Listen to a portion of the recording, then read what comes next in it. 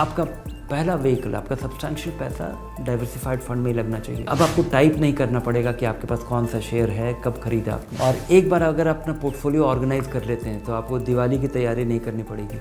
नमस्कार और दिवाली की शुभकामनाओं के साथ निवेश का बड़ा सवाल में एक बार फिर आपका बहुत बहुत स्वागत है। देखिए, दीपावली से पहले घर की सफाई के साथ साथ अपने इन्वेस्टमेंट पोर्टफोलियो को भी क्लीन अप करना बहुत ज़रूरी है। तो आज ज़रा डिटेल में समझते हैं धीरेन्द्र सर से कि अपने इन्वेस्टमेंट पोर्टफोलियो से नॉन परफॉर्मिंग फंड्स को हटा के यानी कि डीक्लटर करके उसे कैसे बेहतर बना सकते हैं आप।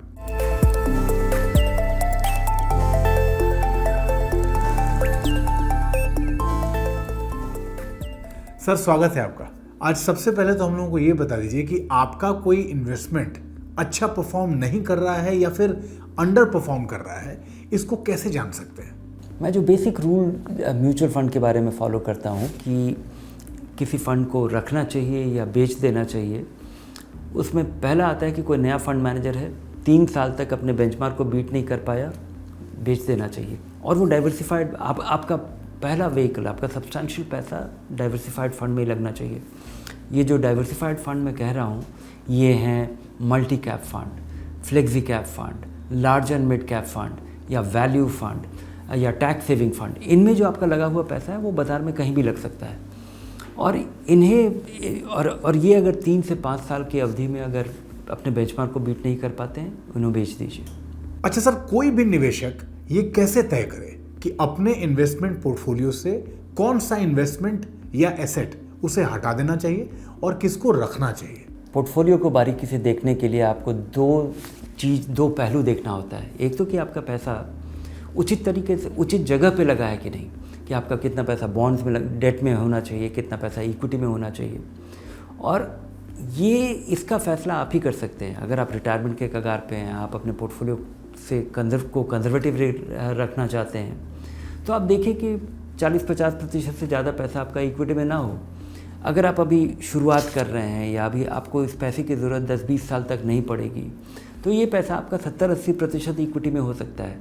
तो इसका निर्धारण आप खुद ही कर सकते हैं और ये यहाँ पे वैल्यू रिसर्च आपकी मदद करेगा। आपका ओवरऑल एसेट एलोकेशन, आपके शेयर्स की वजह से, आपके म्यूचुअल फंड की वजह से, आपके पीएफ की वजह से, आपके एनपीएस की वजह से आपका कितना पैसा कहाँ लगा हुआ है और वो इन्वेस्टमेंट कैसा कर रहा है। क्या वो इंडेक्स को बीट कर रहा है, क्या वो इंडेक्स को नहीं बीट कर रहा है। तो मेरे लिए ये निर्धारित करना आसान हो जाता है कि क्या मुझे रखना चाहिए, क्या नहीं रखना चाहिए। शेयर्स के बारे में भी ये चीज़ें बहुत आसान हो गई हैं। अब वैल्यू रिसर्च आपको ये सुविधा देता है कि आप अपना CDSL का या NSDL का को ऑथराइज़ करके आप अपना सारा इन्वेस्टमेंट्स वहाँ पे आसानी से ला सकते हैं। अब आपको टाइप नहीं करना पड़ेगा कि आपके पास कौन सा शेयर है, कब ख़रीदा आपने। और ये आने के बाद आपको ये जानकारी मिल जाती है कि उनका रेटिंग कैसा है, उनका वैल्यूएशन कैसा है, उनका ग्रोथ कैसा है, उनका मोमेंटम कैसा है, और इनके आधार पे आपके लिए ये निर्धारित करना बड़ा आसान हो जाता है कि आपको ये रखना चाहिए कि नहीं। और सर, सबसे आखिर में, इस साल आपका दिवाली पिक क्या होगा? आप जब लंबे समय के लिए निवेश कर रहे हैं तो दिवाली उसमें बहुत सारा आता रहेगा। और एक बार अगर अपना पोर्टफोलियो ऑर्गेनाइज कर लेते हैं तो आपको दिवाली की तैयारी नहीं करनी पड़ेगी। मुझे लगता है कि इसमें आपके सारे दिवाली शुभ होंगे। लेकिन अगर आप बहुत ही और दिवाली के हिसाब से या 2025 के हिसाब से आपको अपने निवेश में कुछ नहीं करना चाहिए। अगर आपको कोई खास म्यूचुअल फंड, सेक्टर फंड या कोई थीमेटिक फंड अगर आपको पसंद ही आ जाए, तो आप एक चीज़ उसके बारे में सोचिए कि क्या आप इसको 5 साल होल्ड करेंगे। क्या ये फंड, और अगर आप होल्ड करेंगे तो ये आपके पूरे इन्वेस्टमेंट का 5-7% हो सकता है। अगर हो सकता है और आप होल्ड करेंगे और आप उसके बारे में इतने ही उत्साहित हैं तो दिवाली में भी ज़रूर खरीदिए। बहुत बहुत धन्यवाद सर, अपने इन्वेस्टमेंट पोर्टफोलियो को रीअलाइन करने के तरीकों को इतनी आसान भाषा में हम लोगों को समझाने के लिए। और देखिए, दीपावली की शुभकामनाओं के साथ धनक वैल्यू रिसर्च आपसे फिर से यही कहना चाहता है कि अपने निवेश की प्लानिंग से जुड़ा कोई भी सवाल या दुविधा अगर मन में है ना, तो संकोच मत कीजिए। अपने प्रश्न हमें लिख के भेजिए और अपने प्रश्नों के उत्तर के लिए धनक को आज और अभी सब्सक्राइब कर लीजिए।